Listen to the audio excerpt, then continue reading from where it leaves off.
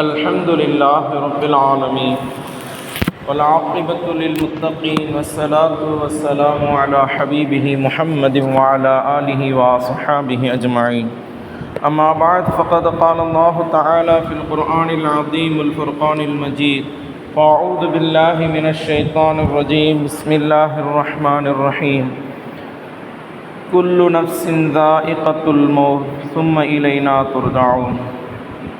صدق الله المولانا العظيم وصدق رسوله النبي الكريم ونحن على ذلك من الشاهدين والشاكرين والحمد لله رب العالمين. اللهم صل على سيدنا مولانا محمد وطب القلوب ودوائها وعافية الأبدان وشفائها ونور الأبصار وضيائها وعلى آله وصحبه وسلم. اللهم سبحانك لا علم لنا إلا ما علمتنا إنك أنت العليم الحكيم. رب اشرح لي صدري ويسر لي أمري واحلل عقدة من لساني يفقه قولي. ربي زدني علما. مولاي صل وسلم دائما أبدا على حبيبك خير الخلق كلهم. புகழும் புகழ்ச்சியும் சர்வ படைப்பினங்களையும் படைத்து அதை பரிபாலித்து கொண்டிருக்கக்கூடிய எல்லாம் அல்லாஹ் தஆலாவுக்கு என்றென்றும் நிலவட்டுமாக. சலாத்தும் சலாமும் கண்மணி நாயகம் சையீதுல் முர்சலீன் ஹாத்தமுன் நபியீன் முஹம்மது முஸ்தபா அஹமது முஜ்தபா ஸல்லல்லாஹு அலைஹி வஸல்லம் அவர்களின் மீதும் அவர்களின் குடும்பத்தினர்கள், சத்திய சஹாபாக்கள், தாபிஈன்கள், தபஉ தாபிஈன்கள், ஷுஹதாக்கள், நாதாக்கள், நல்லோர்கள், ஷேக்மார்கள், அவுலியாக்கள், குறிப்பாக நம் அனைவர்களின் மீதும் இறைவனின் அருள் என்றென்றும் நீங்கா நிலவட்டுமாக. அன்பானவர்களே, அஸ்ஸலாமு அலைக்கும் வரஹ்மத்துல்லாஹி வபரகாத்துஹு. புனிதமிக்க இந்த ஜும்மாவுடைய நாளில் அல்லாஹு தஆலா வழங்கக்கூடிய எல்லா விதமான அருள்களையும் பெறக்கூடிய நன்மக்களாக அல்லாஹு தஆலா நம் அனைவரையும் ஆக்கி அருள் புரிவானாக. புனித இல்லமாம் காபா ஷரீஃபை தவாப் செய்யக்கூடிய, ஹஜ் உம்ரா செய்யக்கூடிய பாக்கியத்தையும், திருநபியின் ரவுலாவை தரிசித்து ஆனந்த பரவசம் அடையக்கூடிய பாக்கியத்தையும் அல்லாஹ் தஆலா நம்மவர்கள், நம் குடும்பத்தினர்கள், நம் சந்ததியினர்கள் அனைவருக்கும் திரும்ப திரும்ப தந்தருள் புரிவானாக. அன்பானவர்களே, அஸ்ஸலாமு அலைக்கும் வரஹ்மத்துல்லாஹி வபரகாத்துஹு. அல்லாஹ்வினுடைய பெரிய கிருபை, அல்லாஹ் தஆலா நம்மை இந்த உலகத்தில் முஸ்லிம்களாக, முஃமின்களாக வாழ செய்திருக்கின்றான். அல்லாஹ் தஆலா நமக்கு இந்த உலக வாழ்க்கையை கொடுத்து அதில் ஈமானோடு வாழக்கூடிய அந்த பாக்கியத்தையும் தந்திருக்கின்றான். அல்ஹம்துலில்லாஹ். இந்த உலக வாழ்க்கை என்பது ஒரு நிரந்தரமானது கிடையாது. பெரியோர்களிலிருந்து சிறியவர்கள் வரை யாருக்கு எப்பொழுது எந்த நேரத்தில் மரணம் வரும் என்பதை யாரும் சொல்ல முடியாது. ஏனென்றால் அல்லாஹு தஆலா அந்த இல்மை அவனுடைய கையில் வைத்திருக்கின்றான். அதனுடைய அறிவு இறைவனுடைய கரத்தில் இருக்கின்றது, அவனுடைய அறிவில் இருக்கின்றது. அல்லாஹு தஆலா தான் யாருக்கு எந்த நேரத்தில் எப்பொழுது மரணத்தை கொடுப்போம் என்பதை அவன் அந்த இல்மை வைத்திருக்கின்றான். அவன்தான் அறிவான். அப்போ இந்த உலகத்தை விட்டு நாம் அனைவரும் இந்த உலகத்தை விட்டு பிரியக்கூடியவர்களாக இருக்கின்றோம். நமக்கும் மரணம் வரும், நாமும் கபருக்கு செல்ல இருக்கின்றோம். நம்மையும் ஜனாசாவாக தூக்கி செல்வார்கள் நம்முடைய குழந்தைகள், நம்முடைய பிள்ளைகள், நம்முடைய சந்ததியினர்கள். நம்மையும் கபருஸ்தானில் வைத்து அடக்கம் செய்வார்கள். அன்பானவர்களே, அது எப்பொழுது யாருக்கு எங்கு மரணம் வரும் என்று சொல்ல முடியாது. சிலருக்கு அல்லாஹு தஆலா நல்ல உயர்வான இடத்தில் ஹரம் ஷரீஃபில் மரணத்தை தருகின்றான். சிலருக்கு அல்லாஹு தஆலா மதீனாவில் வைத்து மரணத்தை தருகின்றான். சமீபத்தில் ஹைதராபாத்தை சார்ந்த அந்த 42 பேர் உம்ராவுக்கு சென்று நல்ல ஒரு மரணம், இஹ்ராமுடைய ஆடையில் அல்லாஹு தஆலா அவர்களுக்கு மரணத்தை கொடுத்தான். ஷஹீதுடைய அந்தஸ்து, மதீனாவில் ஜன்னத்துல் பக்கீல் அடக்கம் செய்யக்கூடிய ஒரு பாக்கியம் அவர்களுக்கு கிடைத்தது. அன்பானவர்களே, இதுபோன்று யாருக்கு எந்த நேரத்தில் எப்பொழுது மரணம் வரும் என்பது தெரியாது. உலக வாழ்க்கை என்பது நிரந்தரமற்றது.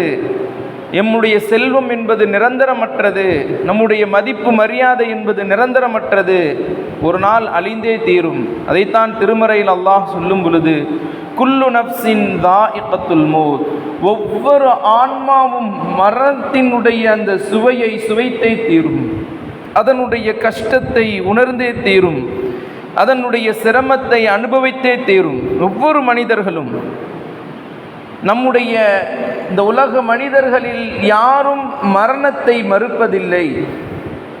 எவ்வளவு பெரிய மனிதனாக இருக்கட்டும், எவ்வளோ பெரிய டாக்டராக இருக்கட்டும், செல்வந்தராக இருக்கட்டும், நாட்டை ஆளக்கூடியவனாக இருக்கட்டும், உலகத்தையே ஆண்ட அரசனாக இருக்கட்டும், எல்லோரும் ஏற்றுக்கொள்கிறார்கள், எனக்கு மரணம் வரும், நான் மரணித்தே தீருவேன், இந்த உலகத்தை விட்டு பிரிந்தே தீருவேன், என்னுடைய குழந்தை, என்னுடைய மனைவி, என்னுடைய சொத்து, என்னுடைய செல்வம் அனைத்தையும் விட்டு ஒரு நாள் என்னை கபரில் வைக்கப் போகிறார்கள் என்பதை அனைவரும் உணர்ந்திருக்கிறார்கள்.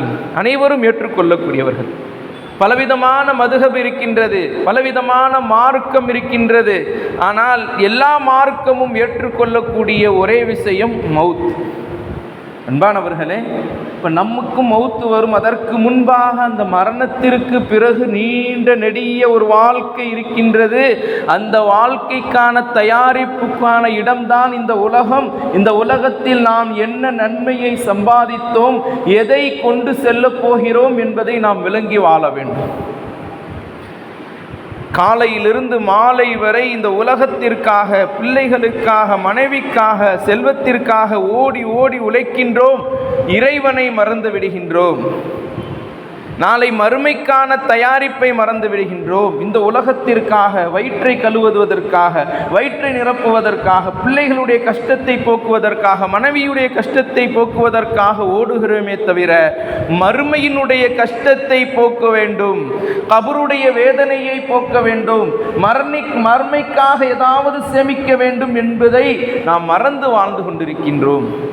அன்பானவர்களே, கபரில் இருக்கக்கூடியவங்க நம்மளை அடக்கம் செய்த பிறகு கபரில் இருக்கக்கூடியவர்கள் எப்படி ஒரு தண்ணீரில் மூழ்கி தத்தளித்து கொண்டிருக்கக்கூடியவர்கள், எப்படி நம்மை யாராவது காப்பாற்ற மாட்டாரா என்று கதறிக்கொண்டிருப்பாரோ, அதே போன்று ஹதீஸ் ஷெரீஃபில் வருகிறது, மிஷ்காத்தில் வருகிறது, கபரில் இருக்கக்கூடியவர்கள் தத்தளித்து கொண்டிருப்பார்கள், எதிர்பார்த்து கொண்டிருப்பார்கள். நம்முடைய உறவினர்கள், நம்முடைய பிள்ளைகள், நம்முடைய மனைவி மக்கள் ஏதாவது நமக்கு நன்மையை அனுப்ப மாட்டார்களா, ஏதாவது நமக்கு வந்துவிடாதா, பிள்ளைகளிடத்திலிருந்து ஏதாவது ஒரு நன்மை, ஏதாவது ஒரு சதக்கா, ஏதாவது ஒரு தான தர்மம், அது நமக்காக அவர்கள் செய்ய மாட்டார்களா என்று எதிர்பார்த்து காத்து கொண்டிருப்பார்கள் என்று ஹதீஸ் ஷரீஃபில் வருகிறது. ஏதாவது ஒரு நன்மை வந்துருச்சுன்னா அவங்க சந்தோஷப்படுவார்கள். இந்த உலகத்தையும் உலகத்தை விட அதிகமாகவும் அவர்கள், நம்முடைய பிள்ளைகள் நமக்கு நன்மையை எத்தி வைத்திருக்கிறாங்க, குர்ஆனை ஓதி நமக்கு எத்தி வைத்திருக்கிறார்கள், சதக்காக்கள் கொடுத்து நமக்கு நன்மை எத்தி வைத்திருக்கிறார்கள், பள்ளிவாசலை கட்டி நமக்கு நன்மை எத்தி வைத்திருக்கிறார்கள், மதரசாக்களுக்கு உதவி செய்து மதரசாக்களை கட்டி நமக்கு நன்மையை எத்தி வைத்திருக்கிறார்கள். இப்படி அவர்கள் நன்மையை எத்தி வைக்கும் பொழுது அதை மிகவும் ஆனந்தத்தோடு, சந்தோஷத்தோடு, அவர்கள் மகிழ்ச்சியோடு அதை ஏற்றுக்கொள்கிறார்கள். அன்பானவர்களே, தனிமையின் வீடு கபரு, தனிமையின் வீடு கபரு, எந்த ஒரு உதவியாளர்களும் இல்லாத வீடு கபரு. அந்த வீட்டில் தனிமையில் இருந்து நம்முடைய தாய் தந்தைகள், நம்மை போன்றவர்கள் தத்தளிக்கும் பொழுது, அப்பொழுதுதான் நாம் சிந்திப்போம், உலகத்தில் ஏதாவது ஒரு நன்மை செய்திருக்க வேண்டாமா, கபருடைய வேதனையிலிருந்து பாதுகாக்கக்கூடிய ஏதாவது ஒரு நன்மையை செய்திருக்க வேண்டாமா என்று சிந்திப்போம். ஆனால் நேரம் நமக்கு முடிந்து விட்டது. அன்பானவர்களே, எத்தனையோ மக்கள் இருக்கிறாங்க இந்த உலகத்தில், மறுமைக்காக நன்மையை சேகரித்தவர்கள் எத்தனையோ பேர் இருக்கிறாங்க. ஆனால் அந்த நன்மையை செய்து அந்த நன்மை அவர்களுக்கு செல்ல வேண்டும் என்றால், கபருடைய வேதனையில் இருந்து அவர்கள் பாதுகாப்பு பெற வேண்டும் என்றால் அவர்களுக்கு ஈமான் ஷர்த். அவர் முஸ்லிம்களாக இருக்க வேண்டும், முஃமின்களாக இருக்க வேண்டும். அந்த நன்மை அவர்களுக்கு கபரில் பிரயோஜனம் தரும். ஹதீஸ் ஷரீஃபில் வருது, மிஷ்காத்தில் வரக்கூடிய ஒரு ஹதீஸ், ஒரு மனிதர், நபி அவர்களுடைய காலத்தில் ஒரு காஃபிர், 2 பிள்ளைகள் காஃபிருக்கு, ஒருவர் முஸ்லீம், இன்னொருத்தவர் காஃபிர். அந்த காஃபிர் சொல்கிறார் தன்னுடைய 2 பிள்ளைகளுக்கு, நான் மரணித்த பிறகு 100 அடிமைகளை எனக்காக உரிமையிட வேண்டும். நான் மரணித்த பிறகு என்னுடைய வாழ்க்கை நல்லா இருக்கணும். அதனால் நீங்கள் என்ன செய்யணும்? மரணிக்கக்கூடிய தருவாயில் பிள்ளைகளை அழைத்து சொல்கின்றார், 100 அடிமைகளை நீங்கள் உரிமையிட வேண்டும். அப்போ மரணித்து விட்டார். அதில் ஒரு காஃபிரான அந்த மகன், 50 அடிமை என்னுடைய உரிமை, நான் 50 அடிமைகளை உரிமையிட்டு விடுகிறேன். இன்னொரு முஸ்லிமானவர், அவர் சஹாபி, நபி அவர்களுடைய தோழர், நபி உங்கள்கிட்ட கேட்காம நான் செய்ய மாட்டேன், நபி உங்கள்கிட்ட கேட்காம நான் செய்ய மாட்டேன். நபி அவர்கள்ட்ட போய் சொல்கிறார், யா ரசூலல்லாஹ், என்னுடைய தந்தை குஃப்ரில் மரணித்து விட்டார், காபிராக மரணித்து விட்டார். என்னுடைய தந்தை ஒரு வசியத்து செஞ்சார், நான் மரணித்த பிறகு எனக்காக 100 அடிமைகளை உரிமையிட வேண்டும். 50 என்னுடைய சகோதரர் ஏற்றுக்கொண்டார், 50 நான் என்னுடைய தந்தைக்காக செய்யலாமா? நபி அவங்க சொன்னாங்க, நீங்கள் செய்தாலும் அதனுடைய நன்மை அவர்களை சென்றடையாது. குஃப்ரில் மரணித்தவருக்கு அந்த நன்மை சென்றடையாது. அன்பானவர்களே, இப்போ நம்ம உயிரோடு இருக்கக்கூடியவர்கள், முஸ்லிமானவர்கள், முஃமினானவர்களுக்குத்தான் கபருடைய வாழ்க்கை என்பது நிம்மதியான வாழ்க்கை. நாம் செய்யக்கூடிய நன்மை என்பது, நம்முடைய பிள்ளைகள் செய்யக்கூடிய நன்மை என்பது நமக்கு வந்து சேரும். அதே போன்று ஹஜ்ரத் சாத் இப்னு உபாதா ரலியல்லாஹு அன்ஹு அவர்கள் சொல்கிறார்கள், என்னுடைய தாய் மரணித்து விட்டார் யா ரசூலல்லாஹ், என்னுடைய தாய் திடீரென்று மரணித்து விட்டார். அவர் உயிரோடு இருந்திருந்தால் நிறைய நன்மையை செஞ்சிருப்பார், சதக்காக்களை செஞ்சிருப்பார், மறுமைக்காக ஏதாவது ஒரு தயாரிப்பை செய்து போயிருப்பார். இப்போ அவர் மரணித்து விட்டார், அவருக்காக நான் தான தர்மம் செய்யலாமா? என்னுடைய தாயினுடைய மறுமை வாழ்வை சிறப்பாக இருக்க வேண்டும், கபருடைய வாழ்க்கை சிறப்பாக இருக்க வேண்டும், அதற்காக நான் தான தர்மம் செய்யலாமா என்று கேட்கும் பொழுது நபி அவர்கள் சொன்னார்கள், ரசூலுல்லாஹி ஸல்லல்லாஹு அலைஹி வஸல்லம், உன்னுடைய தாய்க்காக ஒரு கிணற்றை நீங்கள் தோண்டுங்கள், அதிலிருந்து மக்கள் பிரயோஜனம் பெறும் வரை, பயன்பெறும் வரை, தண்ணீரை அருந்தும் வரை உங்களுடைய தாய்க்கு அல்லாஹ் நன்மையை சேர்த்து கொண்டே இருப்பான். ஒரு முஸ்லிமானவர் மரணித்து விட்டால் அவர்களுடைய பிள்ளைகள் செய்யக்கூடிய அந்த நல்லமல்கள் தன்னுடைய தாய்க்கும் தந்தைக்கும் கொண்டு செல்லப்படும் என்பது இந்த ஹதீஸிலிருந்து நமக்கு விளங்குகிறது. ஒரு காபிரானவர் மரணித்து விட்டால் அவர்களுடைய பிள்ளைகள் செய்யக்கூடிய அந்த எந்த ஒரு நன்மையும் அவருக்கு செல்லடையாது என்பதையும் ஒரு ஹதீஸிலிருந்து நமக்கு முன்னால் நாம் பார்த்தோம். இப்போ நம்ம முஃமினாக இருக்கின்றோம், நம்முடைய தாய் தந்தைகள் நம்மை விட்டு சென்று விட்டார்கள் என்றால் கபரில் தத்தளித்து கொண்டிருப்பாங்க, ஏங்கிக் கொண்டிருப்பாங்க, எதிர்பார்த்து கொண்டிருப்பார்கள், நம்முடைய பிள்ளைகளிடத்தில் இருந்து ஏதாவது ஒரு நன்மை வந்து விடாதா? தாய் தந்தைகளை நாம் ஏங்க விடக்கூடாது, அவர்களுக்காக தான தர்மங்கள் சதக்காக்கள் செய்ய வேண்டும். அன்பானவர்களே, ஹதீஸ் ஷரீஃபில் வருகின்றது, இதா மாத்த இப்னு ஆதம், எப்பொழுது ஒரு மனிதன் ஆதமுடைய மகன் மரணித்து விடுகின்றானோ, இன் கதஅ அமலுஹு, அவனுடைய அமல்கள் எல்லாம் நின்றுவிடும், அமல்கள் எல்லாம் துண்டிக்கப்பட்டு விடும், அமல்கள் செய்ய முடியாது. மௌத்து வரை தான் அமல், மௌத்தான பிறகு எந்த அமலும் செய்ய முடியாது. தொழுக முடியுமா? முடியாது. நோன்பு வைக்க முடியுமா? முடியாது. தான தர்மம் செய்ய முடியுமா? முடியாது. நல்லுபதேசங்கள் செய்ய முடியுமா? முடியாது. உண்மையான காரியங்களை செய்ய முடியுமா? முடியாது. மௌத்து வரை ஆதமுடைய மனிதனுடைய அமல்கள் இருக்கும், அதற்கு பிறகு அமல்கள் துண்டிக்கப்பட்டுவிடும். இல்லா மின் சலாத்தி சதகத்தின், இல்லா மின் சலாத்தின், 3 விஷயங்களை தவிர, 3 காரியங்கள் மரணித்த பிறகும் அந்த அடியானை கொண்டு போய் சேர்க்கும். அவனுடைய அமல் நாமாவில் எழுதப்படும், அவனுடைய பட்டோலையில் நன்மைகள் சேர்க்கப்பட்டு கொண்டே இருக்கும். 3 காரியம். ஒன்று சதக்கத்துன் ஜாரியத்துன், நிரந்தரமானது எப்பொழுதும் இருக்கக்கூடிய ஒரு விதமான சதக்கா. பள்ளிவாசல், அல்லாஹ்வுடைய இல்லம், நிரந்தரமான ஒரு சதக்கா. ஒருத்தர் வக்ஃப் செய்து விட்டார் பள்ளிவாசலை, பள்ளிவாசலுக்காக ஒரு இடத்தை ஒருத்தர் வக்ஃப் செய்து விட்டார் என்றால் அது கியாமத்து வரை அந்த இடம் பள்ளிவாசலாக இருந்து அதில் வணக்க வழிபாடுகள் செய்யப்படுகிறது, தொழுகப்படுகிறது என்றால் அந்த ஒவ்வொரு மனிதர் தொழுகையினுடைய நன்மையும் அந்த மனிதருக்கு கொண்டு போய் சேர்க்கப்படும். அன்பானவர்களே, இந்த பள்ளிவாசல் அப்படி உருவாக்கப்பட்ட பள்ளிவாசல் தான். அலாவுதீன், ஷேக் அலாவுதீன் என்பவருக்காக தன்னுடைய பிள்ளைகள் தன்னுடைய தந்தைக்காக வக்ஃப் செய்யப்பட்ட பள்ளிவாசல் பல வருடங்களாக இங்கு தொழுகப்படுகிறது. இன்ஷா அல்லாஹ் கியாமத்து வரை இந்த பள்ளிவாசல் இருக்கும். அதனுடைய நன்மை ஷேக் அலாவுதீன் அவர்களுக்கு கொண்டு சேர்க்கப்படும். அன்பானவர்களே, அது போன்ற நல்லமல்களை செய்ய வேண்டும். நம்முடைய தாய் தந்தைக்காக ஒரு பள்ளிவாசலை கட்டுறது, வசதி இருந்தால் பள்ளிவாசலை கட்டலாம், அல்லது ஒரு மதரசாவை உருவாக்கலாம், அல்லது ஒரு மதரசா மாணவனை உருவாக்கலாம், ஒருவரை ஓத வைக்கலாம், ஒருவரை படிக்க வைக்கலாம். தான தர்மங்கள், நிரந்தரமான தான தர்மம் சொல்லப்படுகிறது. மதரசா கட்டுவது, பள்ளிவாசலை கட்டுவது, அதே போன்று நீர்நிலைகளை உருவாக்குவது, தண்ணீர் தொட்டிகளை உருவாக்குவது, அங்கு பயன்பெறும் வரை, மக்கள் பயன்பெறும் வரை அவர்களுக்கு நன்மை சென்று கொண்டே இருக்கும். இரண்டாவதாக சொன்னார்கள், அவ் இல்முன் யன்தஃபஉ பிஹி, பிரயோஜனமான கல்வியை மக்களுக்கு கொடுத்து விட்டு செல்வது. மக்களுக்கு மார்க்க கல்வியை, குர்ஆனை கற்றுக் கொடுத்து சென்று விட்டார். ஒரு மனிதர் ஒரு பிள்ளைகளுக்கு குர்ஆனை கற்றுக் கொடுத்தார், அவர் 1000 பேருக்கு சொல்லிக் கொடுப்பார். அந்த 1000 பேர் பல பேருக்கு சொல்லிக் கொடுப்பார்கள். இதனுடைய நன்மை தொடர்படியாக கியாமத்து வரை இல்ம் கற்றுக் கொடுக்கப்பட்டு கொண்டே இருக்கும், குர்ஆன் கற்றுக் கொடுக்கப்பட்டு கொண்டே இருக்கும். அதனுடைய நன்மை அவருடைய கபருக்கும் கொண்டு போய் சேர்க்கப்படும். மரணித்த பிறகு அவருடைய கபரையும் சென்றடையும்.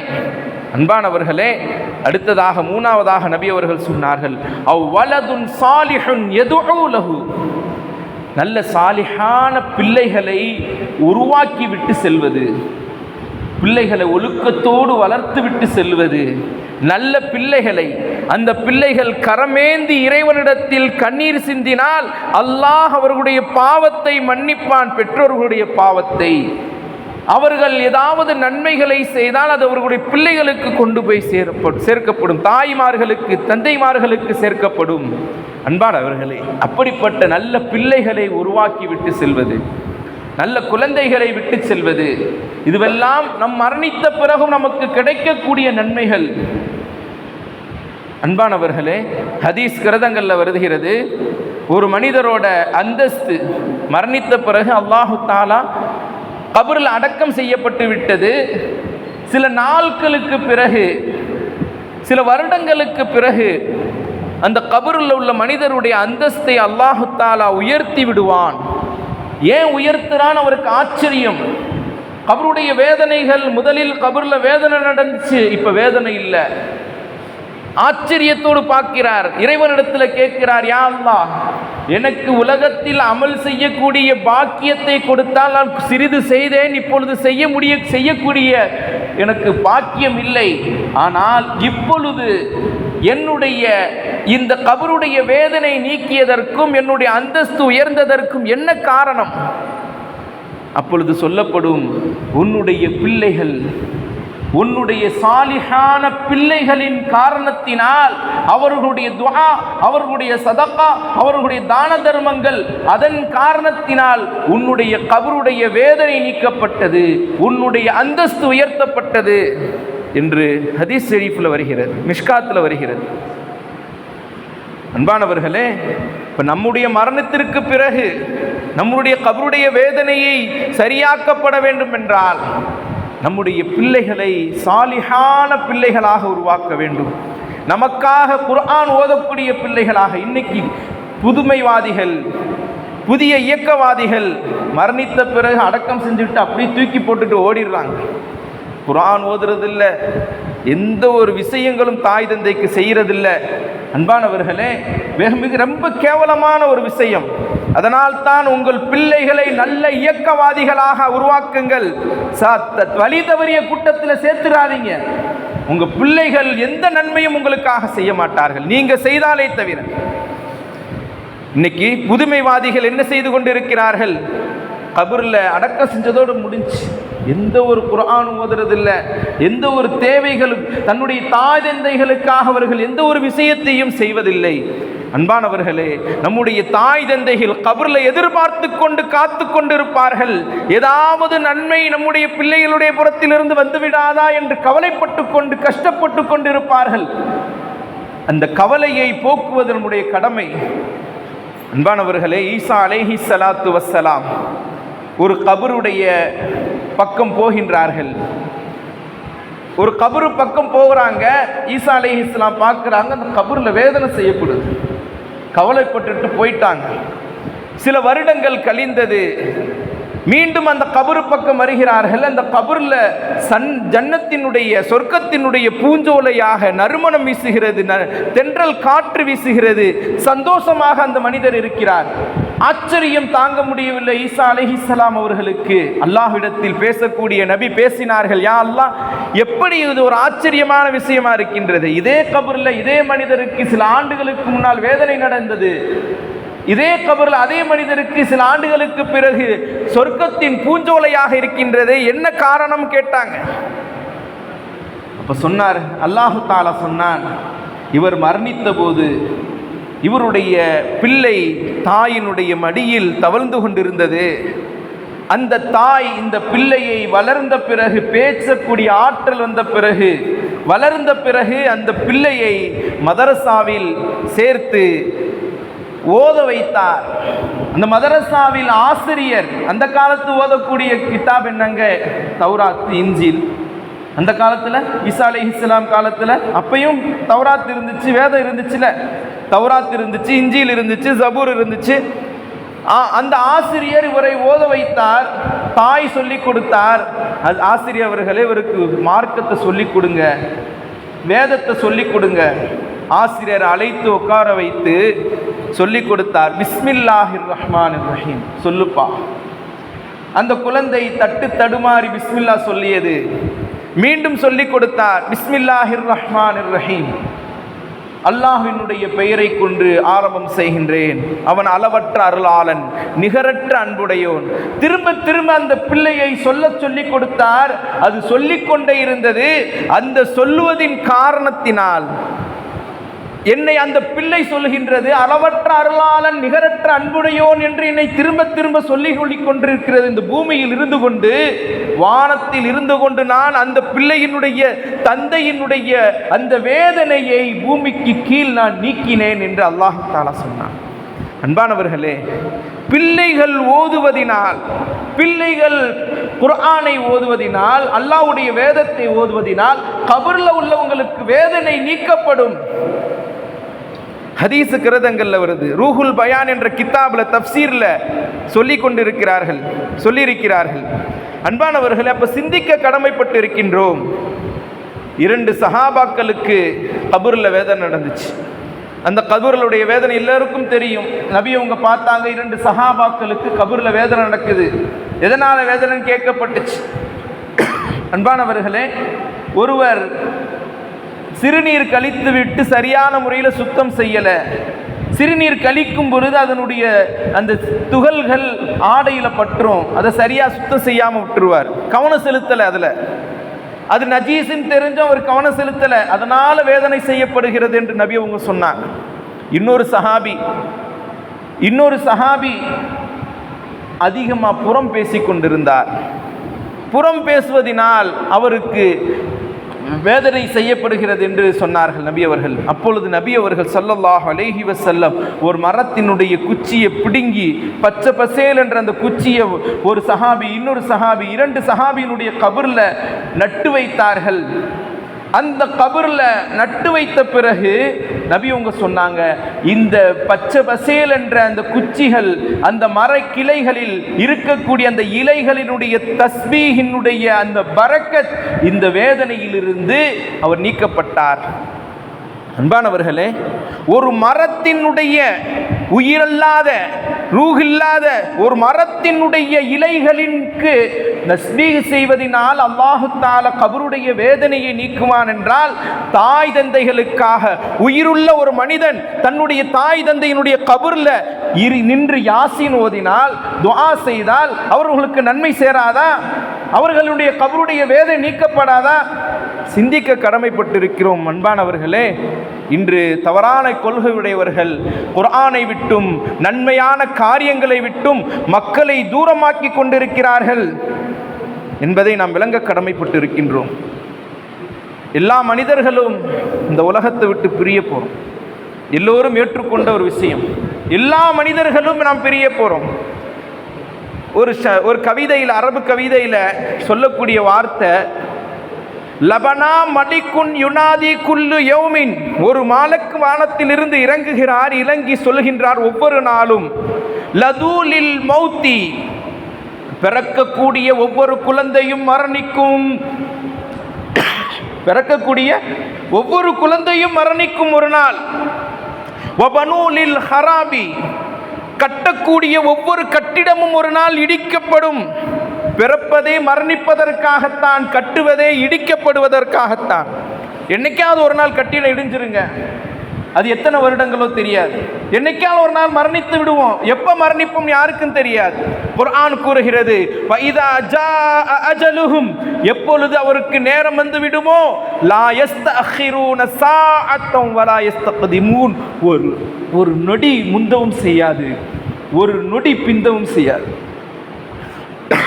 மலக்குல் மௌத் வந்து விட்டால், மரணத்தை ரூஹை எடுக்கக்கூடிய அந்த மௌத் வந்து விட்டால், அந்த மலக்கு வந்து விட்டால், ஒரு நொடி பின்னவும் செய்யாது, ஒரு நொடி முந்தவும் செய்யாது. அவர் மரணத்தை, நம்முடைய ரூஹை அவர் வாங்கி கொண்டே செல்வார்.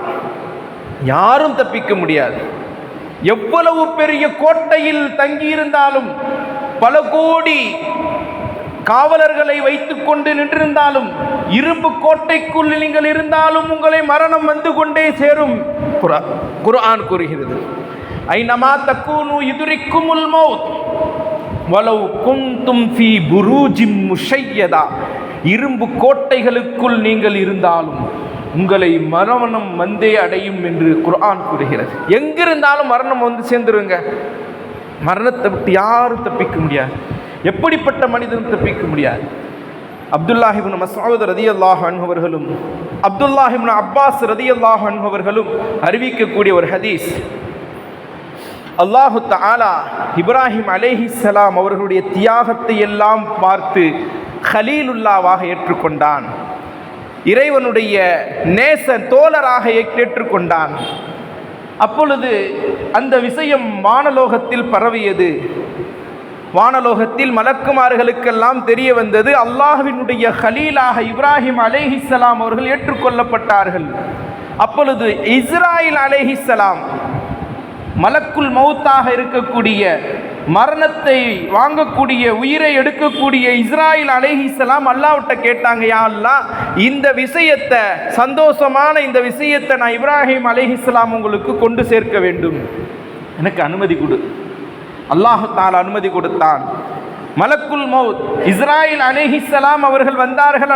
அல்லாஹ்விடத்தில் இருந்து, வானலோகத்திலிருந்து வந்து இப்ராஹிம் அலைஹிஸ்ஸலாம் அவர்களிடத்தில் சொல்றாங்க, இப்ராஹிம் அலைஹிஸ்ஸலாம் அவர்களிடத்தில் அல்லாஹ் உங்களை தன்னுடைய கலீலாக, தோழனாக ஏற்றுக்கொண்டான், நண்பனாக உங்களை ஏற்றுக்கொண்டான் என்று சொன்ன உடனே சந்தோஷப்பட்டாங்க, மகிழ்ச்சி அடைந்தார்கள். மகிழ்ச்சி அடைந்து அல்லாஹ்வுக்கு நன்றி செலுத்தினாங்க. சஜிதாவில் விழுந்து வெகு நேரம் அல்லாஹ்வுக்கு நன்றி செலுத்தினாங்க.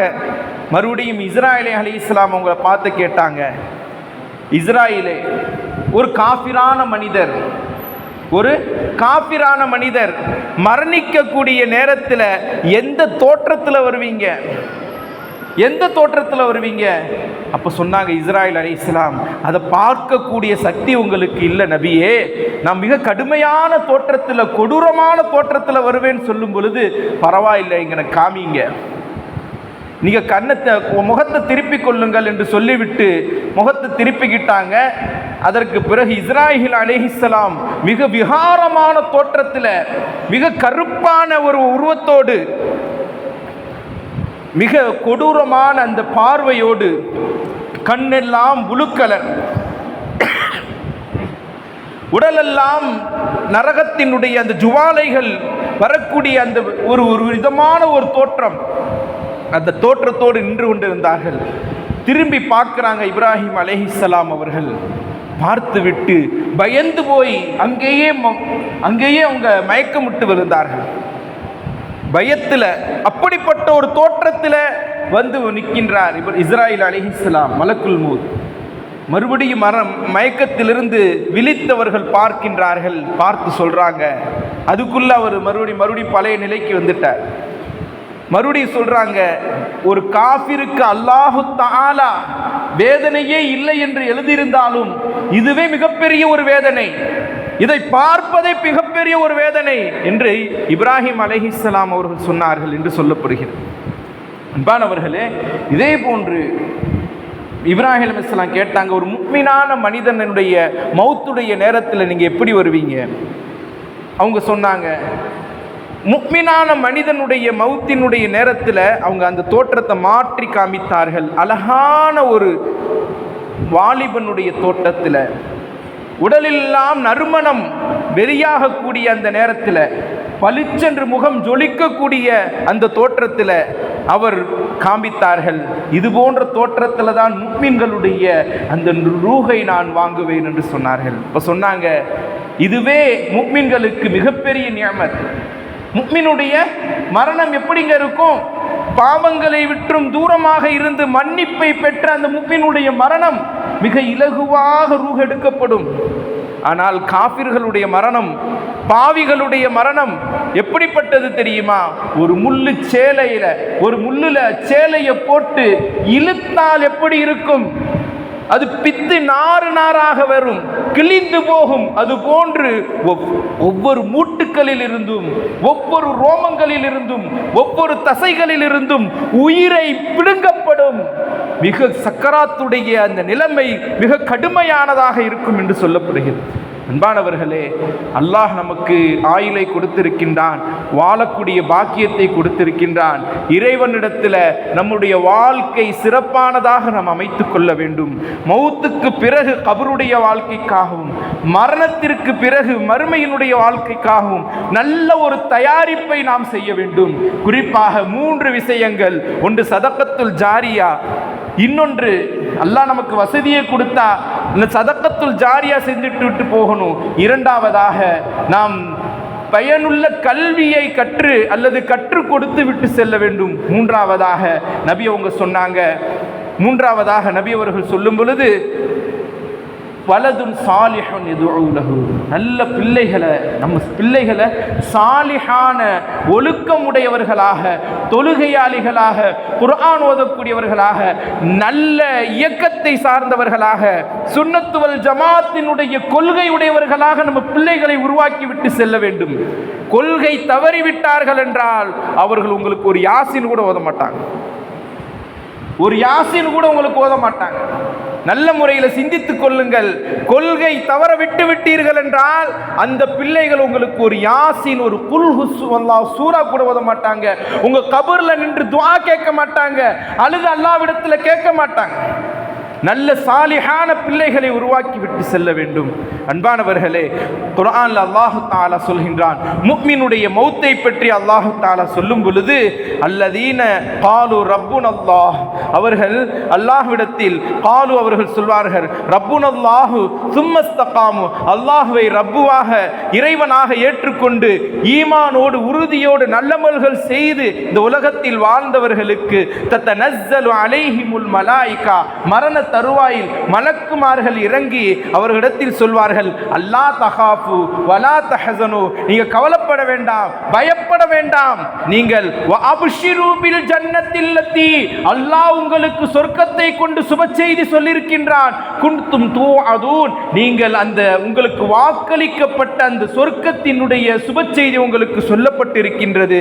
நஹ்னு அவுலியாஉக்கும் ஃபில் ஹயாத்தித் துன்யா வ ஃபில் ஆখিরা, இந்த உலகத்திலும் உங்களுக்கு நாங்கள் தோழராக நண்பர்களாக இருப்போம், அதே போன்று மறுமையிலும் உங்களுக்கு நண்பராக இருப்போம். வலக்கும் ஃபீஹா மா தஷ்தஹி அன்ஃபுசுக்கும் வலக்கும் ஃபீஹா மா தத்தஊன், நீங்கள் சொர்க்கத்தில் நினைத்ததை, நீங்கள் விரும்பியதை நீங்கள் உண்ணுவீர்கள், புசிப்பீர்கள். உங்களுக்கு அல்லாஹ் தஆலா சொர்க்கத்தில் நினைத்த வாழ்க்கையை கொடுப்பான் என்று சொல்லிவிட்டு, நுஸுலம் மின் கஃபூரிர் ரஹீம், இரக்க குணமுடைய மன்னிக்க இருக்கக்கூடிய இறைவனிடத்திலிருந்து உங்களுக்கு நல்ல அருள்மலை உங்களுக்கு பொழியட்டும் என்று சொல்வார்கள். யாருக்குங்க? முஃமினான மனிதர்களுடைய மரண தருவாயில். காபிரான மனிதர்களுக்கு அல்லாஹு தஆலா மிக கொடுமையான ஒரு வேதனையை கொடுப்பான். வலவ் தரா இதில் வாலிமூன ஃபீ கமராத்தில் மௌத், வலவ் தரா இதில் வாலிமூன், இந்த உலகத்தில் அநியாயக்காரர்களுடைய மரணத்தை நீங்கள் பார்ப்பீர்கள். அவர்கள் பார்ப்பார்கள்.